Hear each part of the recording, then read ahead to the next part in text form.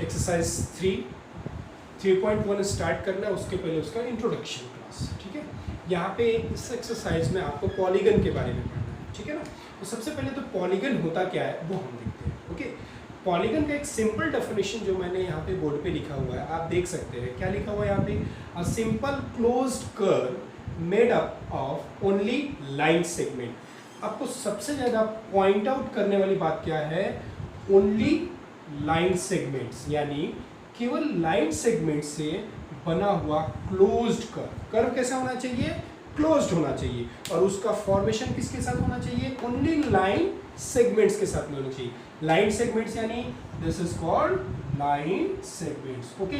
This all are called line segments. और जब in line segments को हम एक साथ कंबाइन करते हैं तो मेरा वहां पे फॉर्म होता है, क्या फॉर्म होता है, वहां पे मेरा एक क्लोज कर्व फॉर्म होता है, ठीक है। तो यहाँ देखिए एक मैंने एग्जांपल लिया हुआ है, जैसे ये क्या है, एक क्वाड्रिलेटरल है। यहाँ देखिए ये डिफरेंट 1 2 3 4 लाइन सेगमेंट्स को जब मैंने ज्वाइन किया तो यहाँ पे एक क्लोज कर्व फॉर्म हुआ, and this is called quadrilateral. So quadrilateral is also called a polygon. Why?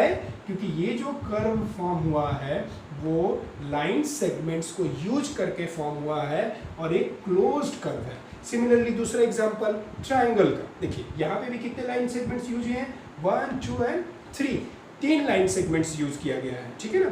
और ये भी एक क्लोज पाथ फॉर्म करता है, ठीक है। यहाँ देखिए एक मैंने एक और एग्जांपल ले लिया, ऐसे बहुत सारे एग्जांपल्स हैं आपके पास में, आप देख सकते हो, ठीक है ना। Pentagon, hexagon, octagon, okay.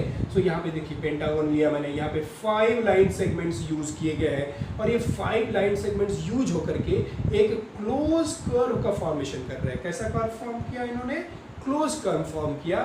So this is also called a polygon. तो आपको ध्यान में आया पॉलीगन क्या होता है, एक closed path, closed curve surface area जो कि सिर्फ और सिर्फ लाइन सेगमेंट्स को यूज करके फॉर्म किया गया हो।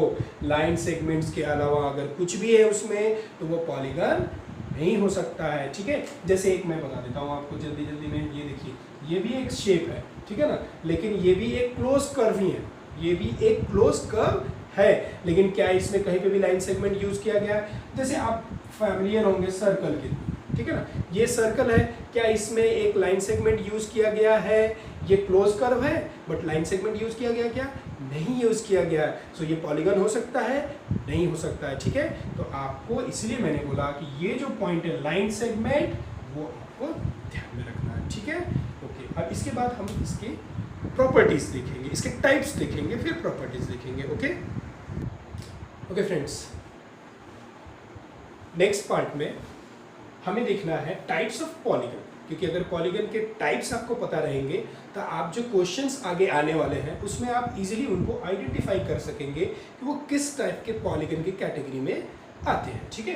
तो जो टाइप्स ऑफ पॉलीगन्स हैं वो 4 टाइप के पॉलीगन्स होते हैं। There are 4 types of polygons, okay. The first one is concave polygon, okay.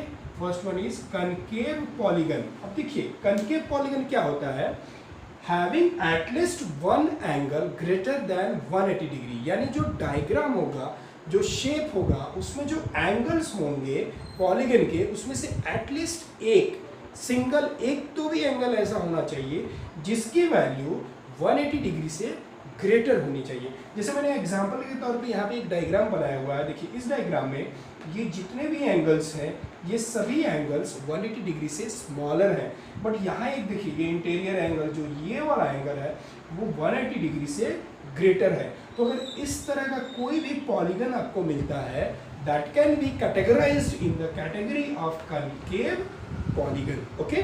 तो ये आप ध्यान में रखेंगे। यहाँ पे ट्रिक पॉइंट क्या है कि at least one angle must be greater than 180 degree, ये आपको ध्यान में रखना है, ये जो मैंने अंडरलाइन किया हुआ, ठीक है।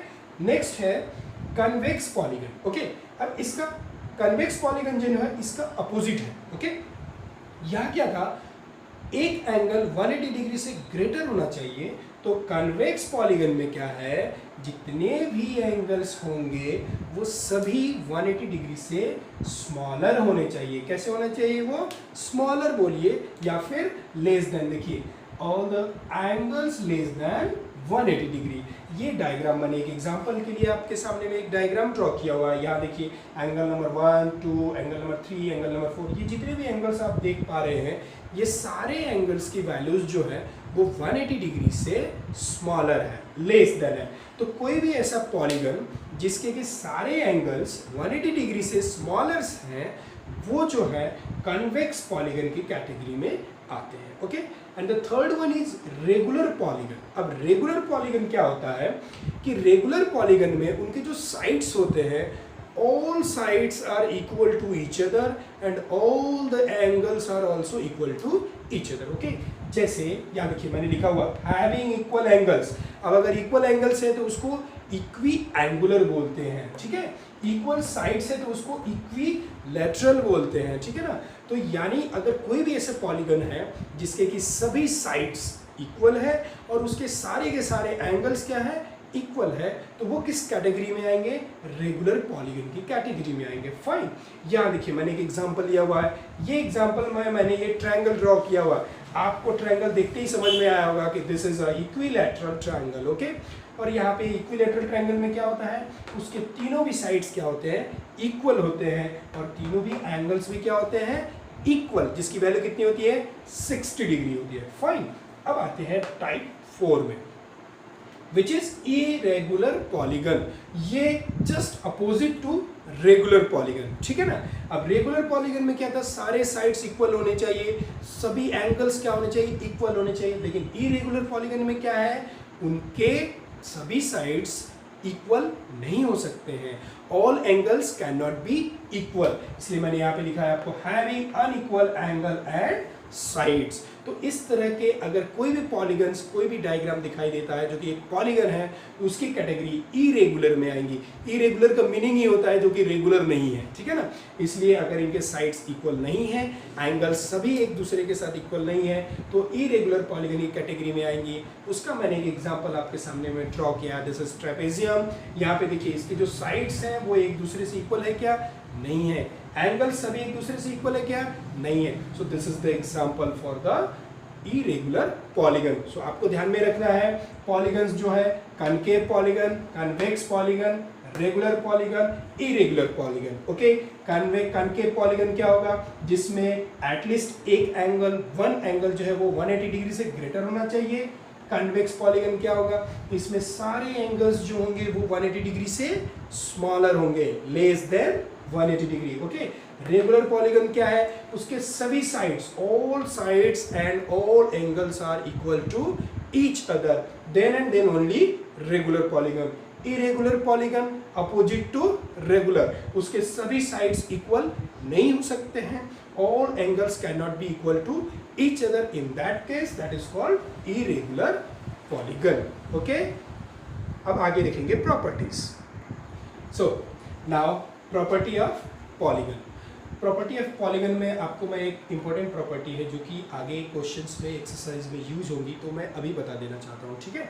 इसमें क्या है, एंगल सम प्रॉपर्टी जो है वो काफ़ी इंपॉर्टेंट है ना, इसलिए मैंने टॉपिक दिया हुआ angle sum property of quadrilateral. Okay, वो क्या है, जैसे मैंने आपको पता होगा, मैं आपने मेरे लेक्चर्स देखे होंगे या कहीं पे भी आपने पढ़ा होगा कि जो ट्रायंगल्स होते हैं उसकी भी एक एंगल प्रॉपर्टी होती है।